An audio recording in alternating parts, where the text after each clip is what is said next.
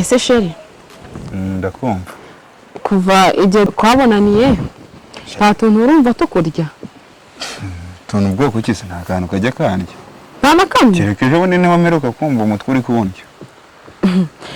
ni amahoro rwose mba nta kantu karakurya nyine ushatse kuvuga iki se ntacyo rwose ntacyo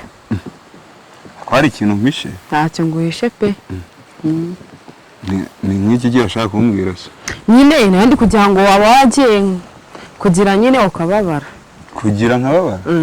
reka ntabwo nagiye kugira ngo mbabare da okay ndumva ari amahiri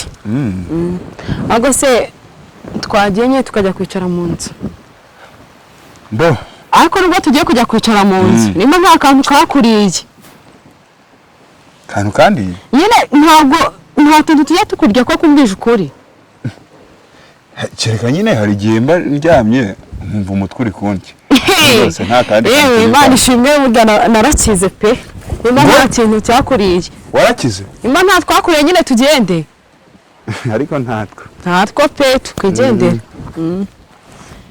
nabundi sheri kagiye maze ndabona tunahageze ngiye reka mbanze njye kwihagarika gatoya ndi kumva ameze nabi nta kibazo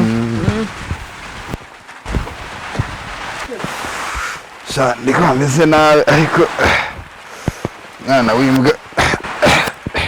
uzi ko yanyanduye